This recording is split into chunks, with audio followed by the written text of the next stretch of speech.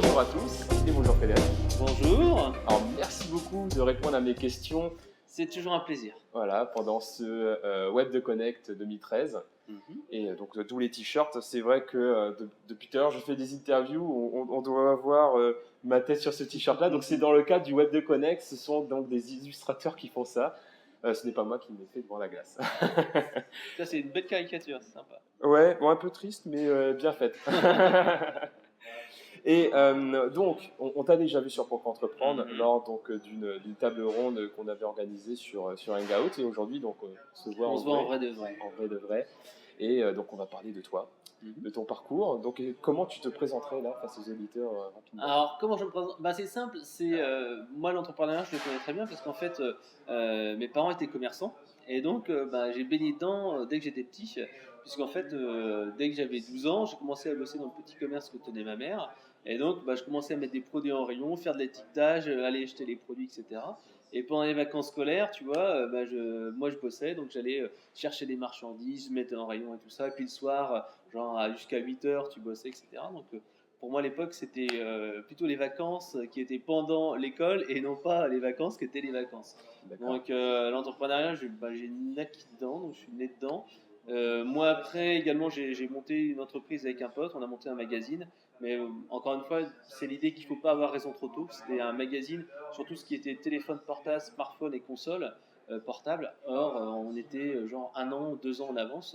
Donc, on a tenu 6 numéros. Et justement, là, c'est une leçon qui est importante à tenir aux entrepreneurs. C'est parfois, il faut savoir s'accrocher et parfois, il faut se dire non, je laisse tomber mon idée et je vais faire autre chose ou j'y reviendrai plus tard. Et donc, on a monté un magazine papier, on a sorti 6 numéros. Et après, on a dit stop ou encore. Et c'est là qu'en faisant les chiffres, en faisant calculer un petit peu notre tableur Excel, on s'est dit finalement, on ne va pas gagner de l'argent, on ne va pas le faire. Et donc, finalement, on a laissé tomber. J'ai monté un blog sur l'iPhone, qui marchouille, parce que ce n'est pas ma priorité. Mais c'est là que tu vois qu'il faut faire attention au timing. Le timing est super important. Le bon produit au bon moment. Et là, on voyait bien que la presse papier était en déclin. On l'a vu, c'était pas encore le déclin total en France, mais ça commençait à décliner. Et donc là, c'est se dire qu'il faut avoir vraiment le produit qui correspond au bon moment. Et là, le switch sur le web est obligatoire. C'est pour ça que le blog, maintenant, ça marche plus. Mais comment on peut savoir que c'est bon moment ou pas? En fait, c'est pas évident, c'est ça. pas évident, surtout que ça dépend vraiment des secteurs. En fait, quand il n'y a personne sur ton secteur d'activité, parfois c'est que tu es trop tôt. Parce que être trop tôt sur son marché, c'est pas bon, parce qu'en fait, tu es obligé d'éduquer. Et le marché, pour éduquer des clients, c'est très compliqué parce que ça coûte très cher. Parce que tu dois leur expliquer pourquoi ils doivent acheter le produit, au lieu de leur dire achetez mon produit. C'est pour ça qu'il vaut mieux être dans un marché qui commence à être mature, qui commence à décoller, que sur un marché où tu es vraiment en train d'éduquer les personnes. Parce qu'en plus, tu peux éduquer pour ta concurrence qui prendra la place derrière. Exactement. En fait. Et surtout, quand tu es en phase d'éducation, tu es obligé d'avoir des pris hauts. Il y a beaucoup d'entrepreneurs qui font cette erreur-là, qui disent je vais sortir un produit low cost, je suis le seul sur le marché, je suis unique. Non, il ne faut surtout pas faire ça. Quand tu es tout seul sur ton marché, que tu as un produit unique et qu'il n'y a pas de demande, tu es obligé d'être produit cher, et donc il faut mettre une politique de prix cher. Mais bon, ça c'est un petit peu à part. Mais donc, se dire qu'il faut arriver quand le secteur décolle, et tu discuteras sans doute avec beaucoup d'entrepreneurs qui ont dit il y avait des vagues. Il y a par exemple eu la vague de tout ce qui était institut de beauté. De tout ce qui était les trucs pour les bronzés. Mais en fait, il y a beaucoup de gens qui disent ouais, j'ai loupé le truc des instituts de bronzage, j'ai loupé les trucs des boutiques SFR, parce qu'en fait, tu as une vague, et à un moment, en fait, si tu n'arrives pas à avoir la croissance suffisante, tu loupes en fait ce palier-là, et en fait, tu vois des autres concurrents qui vont plus vite que toi. Et après, tu as des techniques. Par exemple, pour tous ceux qui étaient ces entreprises de type franchise de sport, de fitness, etc., il y a la technique d'avoir une franchise, de pouvoir en fait déléguer à d'autres personnes pour pas investir toi-même, parce que si tu investis toi-même, tu n'as pas les financements nécessaires pour dupliquer ton business model et tu n'as pas le temps. Donc en fait, la franchise parfois peut être intéressante. Pour aller plus vite. Et avoir plus d'impact rapidement sur le territoire. Mais quand tu parlais de timing, le timing n'est pas vrai pour tout, tu peux être décalé. Par exemple, je connaissais une nana qui disait, je crois qu'il y a 2-3 ans, qui montait en fait un club de fitness, mais réservé uniquement aux nanas. Parce que le club de fitness des mecs, ça commençait un petit peu à arriver à la saturation. Là, il commence à arriver à une deuxième vague avec le low cost. Et donc, les salles de sport low cost. Donc, il y a encore un nouvel essor. Mais là, en fait, c'était un segment de marché qui était très light et qui est pourtant très rémunérateur. C'était les femmes qui veulent faire du sport. Parce que les femmes ne veulent pas être avec des mecs parce qu'elles se font draguer, parce qu'on voit leur bourrelet, on voit qu'elles ont un peu d'embonpoint, etc. Donc en fait, le business des salles de sport pour les nanas, bah, c'était un créneau qui était en émergence et qu'il fallait reprendre. Et généralement, c'est simple, dans tous les marchés, c'est toujours pareil. Au début, tu as un marché où tu t'adresses à tout le monde, on va dire les salles de sport. Donc tu avais une salle de sport, c'est la même pour tout le monde. Ensuite, ben, tu as les gens qui arrivent sur le marché et soit en fait tu te mets en haut de gamme et tu dis moi je vais mettre un spa, je vais mettre un truc, etc. Soit au contraire, je vais faire un low cost et là je vais faire une salle de sport où il n'y a que des machines, il n'y a pas de prof, etc. Et puis après, tu as des gens qui se hyper segmentent comme le salle de sport pour les nanas. Donc ça, ce time to market, le moment où il faut se lancer, ben, peut être toujours bon, mais il faut trouver quelque chose qui va se différencier des autres et surtout qui a suffisamment en fait de personnes. Parce que parfois, les gens se lancent sur un marché qui est un micro-marché et qui n'est pas suffisamment important pour vivre. Et donc forcément, soit tu as des prix très élevés, enfin élevés pour avoir les coûts de structure, soit en fait ton marché n'est pas suffisant pour vivre et à ce moment-là, bah, soit tu changes de business model, soit en fait bah, tu es obligé de mettre la clé sous la porte. Et donc là, donc vous avez décidé d'arrêter le magazine à ce moment-là pour passer sur du web. Bah, en fait, moi j'étais depuis longtemps sur le web, mais en fait on se rendait compte que on n'arriverait pas à avoir une bonne rentabilité avec ce magazine, on serait toujours à mettre de l'argent. Et là, si tu dis, tu repars sur 6 numéros. C'est-à-dire que tu es obligé de remettre plusieurs milliers d'euros dedans. Et tu dis, est-ce que ces milliers d'euros de là vont être plus rentables ou pas? Et moi, je voyais bien que sur Internet, ça décollait. Et j'ai dit à mon pote, attends, les magazines, tu vois bien, parce que lui, c'était un journaliste de la presse écrite. D'accord. Et il voyait bien que tous ses potes étaient un petit peu en train de se péter la gueule. Et on s'est dit, non, c'est pas le bon moment. Ou alors, il faut le transférer sur le web. Ou alors, il aurait fallu qu'il y ait plus de maturation au niveau de tout ce qui est réflexion sur la mobilité. D'accord, c'est comme ça que tu t'es lancé. Oh non, j'étais bien avant. Déjà dans le web. Non, j'étais bien avant sur le web. Bah, j'ai connu aussi l'époque des startups. En 2000, c'était les débuts d'Internet, c'était assez intéressant.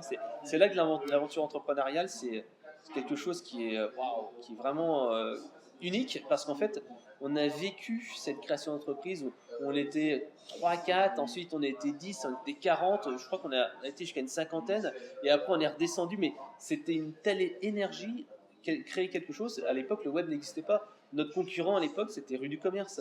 Donc on était en train de jouer des coudes avec Rue du Commerce, et là encore une fois, il y avait un time to market. Mais pour le magazine? Ah non, c'était sur une autre startup. C'était une startup en l'an 2000 qui vendait des logiciels sur Internet. On livrait en 4 heures des logiciels, des jeux vidéo ou des logiciels professionnels en 4 heures. Et à l'époque, notre concurrence, c'était Rue du Commerce. Et Rue du Commerce était sorti 6 mois plus tôt que nous. Et sur Internet, une année vaut à peu près 3 années dans la vie réelle. Donc ça veut dire comme s'ils avaient à peu près 1 an et demi ou 2 ans d'avance sur nous. Et on était en train d'essayer de les grappiller. Et c'est vrai que c'était comme une période. Et c'est là que tu vois... Quand tu crées quelque chose, que tu motives les gens, que tu as une dynamique comme ça, tu es vraiment fier. Et on se retrouve encore avec quelques anciens. Pendant 3-4 années après la fin de l'entreprise, on se voyait encore régulièrement et on en reparlait. Et quand on en reparle encore, on se dit c'était vraiment une sacrée aventure. Parce que du coup, comment ça s'est terminé cette aventure? Alors, c'est la start-up qui a fait Start Down. Encore une fois, là, c'est la prise de décision qui est importante de faire. Tu vois, j'étais arrivé, je pense que j'étais le 2e salarié de l'entreprise. Et donc, on est monté jusqu'à 40. Et après, en fait, c'était en l'an 2000, il y a eu un moment, la bulle Internet, où il y a eu vraiment, je sais pas si tu te souviens, la fourmi avec l'achat groupé, Let's Buy It, ou quelque chose comme ça. Bref, il y avait des business models qui étaient complètement débiles. Et en fait, les gens n'avaient qu'un objectif, acquérir du chiffre d'affaires et ensuite se mettre en bourse et gagner plein de fric. Et donc, en fait, on s'est rendu compte qu'à un moment, il fallait quand même gagner de l'argent. Donc, tu as beaucoup de boîtes qui se sont pétées la gueule. Et nous, comme on était limite, on n'a pas eu les investissements qu'on avait. Et donc, on s'est maintenu pendant 2 ans à peu près. Et au bout d'un moment, encore une fois, je me suis posé la même question, c'est stop ou encore? Et ça, je le fais chaque année. Généralement, je le fais en janvier, où je fais un bilan de mon année. Et je le fais pour mon blog, je le fais à titre personnel également. Puis je me donne généralement 5 objectifs. Enfin, je me donne un objectif principal et 2 secondaires. Et puis après, j'ai des trucs un petit peu alternatifs. Mais il y en a surtout 3 qu'il faut retenir. 5, c'est un peu beaucoup. Un principal et 2 secondaires. Et en fait, c'est là que je réfléchis. Je me dis, ok, qu'est-ce que je vais faire cette année? Où est-ce que je veux aller? Et les entrepreneurs, les créateurs d'entreprise sont tout le temps le nez en fait dans le guidon. Ils n'ont pas le temps de réfléchir et prendre de la hauteur. C'est pour ça qu'il est vraiment essentiel de prendre une fois par an du temps pour soi. Et c'est au moins 2-3 heures. Se poser pourquoi? Qu'est-ce que je veux faire? Qu'est-ce que je vais faire dans 1 an? Qu'est-ce que je vais faire dans 2 ans, dans 3 ans, dans 5 ans? Et avec ça, en fait, tu te dis, je vais faire ça, je vais faire ça. Et là, en fait, j'étais dans cette start-up. Et là, je me suis rendu compte qu'en fait, que je gagnais moins que tous mes potes qui étaient dans ma promo d'école, parce que j'avais fait ça quasiment après l'école. Et donc, alors qu'avant, je gagnais plus qu'eux. Donc, je me disais, merde, c'est bizarre, je stagne. En plus, plus d'évolution professionnelle, parce qu'on était dans une situation où c'était, on conservait le business, on essayait de pas de croître, on essayait juste de survivre. Alors, tu trimes à mort tous les jours jusqu'à 21h, et tu n'as pas un salaire qui est correct, et tu n'as pas de perspective. Alors, soit tu dis, ok, je pense que ça va s'améliorer, soit tu dis, bah non, je mérite mieux, et je laisse tomber, et je passe à autre chose. Et là, j'ai rejoint un éditeur de logiciels, et tout d'un coup, tu multiplies ton salaire par 2 quasiment, et tu as enfin les moyens de travailler, c'est beaucoup plus intéressant. Donc tu vois, moi j'ai connu tous ces petits trucs-là, et c'est vrai que la création d'entreprise, c'est quelque chose qui est super motivant, mais il faut bien réfléchir, et essayer de sortir un petit peu la tête, et pas être trop enfermé sur son idée à soi, essayer de la tester à la réalité du marché le plus tôt possible. Mais c'est quand même, parce que là tu disais que tu as fait des choix forts quand même, donc abandonner, renoncer, Ouais. c'est hyper dur de se dire je vais arrêter. Comment tu arrives à avoir cette force-là de dire bah non, bah là j'ai donné ce qu'il fallait, on arrête là. Comment dire stop? En fait, il faut se fixer des limites. Moi, à chaque fois, par exemple, là, il y a 3-4 ans, je me suis dit, ok, je vais tenter l'expérience, je vais essayer de vivre à 100% de mon blog. Donc, je me suis dit, pendant un an, je vais faire. Mon objectif principal, ça va être ça. Donc, je m'étais dit, tiens, il me faut au minimum 1500 € de chiffre d'affaires par mois pour vivre de mon blog. Parce que c'était le minimum, parce que je me dis, si tu fais ça à temps partiel quand tu as un job et que tu gagnes 1500 €, si tu passes à temps plein, tu vas facilement arriver à 3000 € en doublant par 2, et donc ça te fait 1500 € de revenus. Donc tu peux dire, ok, ça peut être acceptable pour commencer, pour débuter. Et donc pendant cette année-là, je me suis dit, ok, j'ai mon tableur Excel et j'ai mon chiffre d'affaires. Tac, tac, tac. Je voyais la courbe qui augmentait. Et après, en fait, je voyais un petit peu tous les efforts que je devais faire, etc., etc. Et au bout d'un an, je me suis dit, ok, qu'est-ce que je fais? Et là, je me suis dit, bon allez, au bout d'un an, je te cacherai pas que je me dis, je me laisse 3 mois encore. Et au bout de 3 mois, je me suis dit, ok, le rythme de travail, le niveau de salaire, j'ai fait un petit calcul très simple, j'ai regardé mon salaire de maintenant, j'ai regardé mes conditions, etc., etc. Et je me dis, ok, si je veux avoir la même chose, la même qualité de vie, il faut que je fasse ça. Et en même temps, quelle est ma priorité pour l'année à venir? Je voulais faire j'avais d'autres priorités. Je me suis dit, non, ok, ce que je vais faire n'est pas compatible avec mon objectif que je vais faire d'ici 1 an ou 2. Je me suis dit, non, je ne le fais pas. Par contre, je vais continuer à maintenir et gagner du temps ou pour faire autre chose, etc., etc.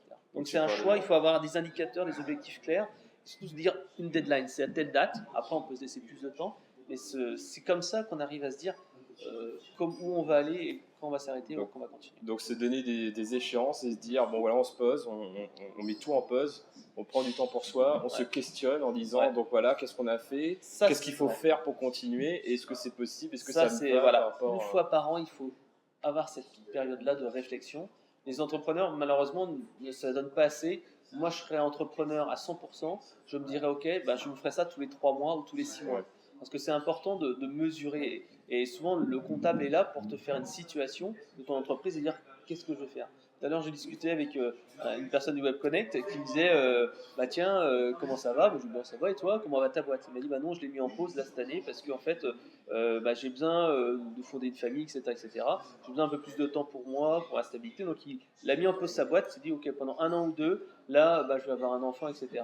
Donc, je veux un peu de stabilité, et juste après, je reviens après à la création d'entreprise, puisque être salarié, c'est vrai que c'est beaucoup de contraintes, tu crées pas quelque chose, tu n'as pas ton propre petit bébé que tu dois développer. En fait. Il y a des bons côtés quand même. Ah, il y a de très très bons côtés. Je te dis, moi, j'ai passé toute mon enfance là-dessus, et c'est vrai que on travaillait en famille, en plus, alors, il y a des plus et des moins, mais c'est quand même super agréable parce que c'est pas, tu es là en fait pas pour faire du pognon, mais tu es là quand même pour servir le client, aider le client, apporter de la valeur. Et quand tu es dans une entreprise familiale, c'est différent d'une entreprise comme laquelle je travaille actuellement, où tu es comme une entreprise qui est plutôt sur la valeur, le chiffre d'affaires, les objectifs financiers à réaliser, etc. Et c'est quand même moins intéressant parce que tu n'es pas à l'écoute du client à 100%, tu es à l'écoute de ton chiffre d'affaires. C'est la finance qui domine et non pas le client qui domine. Merci beaucoup, c'était très très dense, donc bourré de conseils. Bon, de toute façon, tu t'appelles pas, enfin ton blog ne s'appelle pas Conseil Marketing pour rien. Et est-ce que tu aurais un dernier conseil à partager aux lecteurs pour conclure cette interview? Un dernier conseil, c'est en fait de gérer efficacement votre temps. C'est important parce qu'en fait, en tant qu'entrepreneur, même en tant que salarié, le temps en fait est quelque chose que vous avez de très précieux. Et il faut vraiment l'exploiter à 100% et pas se dire je vais faire tout et n'importe quoi. Parfois, certains entrepreneurs soit se laissent déborder avec la culture de l'urgence. C'est que c'est tout le temps urgent, urgent, je suis débordé, etc. Parfois, il faut savoir prendre une petite pause. C'est pas facile à faire, mais c'est caler ses priorités. Alors, moi, ce que j'essaie de faire, c'est que je mets en fait un système de to-do list. C'est super important de dire qu'est-ce que je vais faire en priorité. Et justement, tes priorités, moi j'ai en fait dans un outil qui s'appelle Workflowly, qui est un outil de to-do list. Et là, je mets tout ce que je veux faire en fait, grosso modo, dans l'année ou à long terme, ce qui me permet d'avoir une vision en fait d'où je vais aller dans le temps. Et après, j'ai une petite to-do list plutôt à la journée ou à la semaine. Et là, j'ai un post-it parce que je préfère le papier. C'est vachement mieux de barrer sa truc et se dire ouais, ça c'est fait. Et donc en fait ça me permet de pouvoir gérer à court terme. Donc avoir ces visions long terme, avoir ce petit post-it qui permet de gérer à court terme, te permet d'avoir comme ça une meilleure vision et te dire qu'est-ce que je dois faire et se dire après que je dois pas forcément tout faire soit moi-même ou soit alors je dois me dire mais c'est peut-être pas moi qui dois le faire parce que c'est pas moi forcément le plus qualifié. Et c'est parfois un problème des entrepreneurs qui veulent tout faire eux-mêmes et qui savent pas déléguer parce qu'à un moment donné tu vas arriver à un plafond. C'est-à-dire que tes journées font 24 heures et tu ne pourras pas aller plus loin. Donc si tu veux aller plus loin à un moment donné, il faut te donner les moyens d'aller plus loin. Alors ça peut se faire de plusieurs manières. Soit en fait, tu utilises des applications, des logiciels qui permettent d'automatiser une partie de ton travail. Et je connais beaucoup de gens qui se disent ok, je fais quelque chose, mais est-ce que ce que je fais là, je ne peux pas le simplifier, l'automatiser, etc., etc. Deuxième possibilité, je passe par exemple par une délégation, une sous-traitance, ou alors tout simplement je prends un stagiaire, etc. Donc en fait, il faut se poser cette question-là de la gestion du temps, des priorités, et de savoir après pour croître, qu'est-ce que j'ai véritablement besoin. D'accord. Voilà. Merci beaucoup. Pas de problème. Et à bientôt.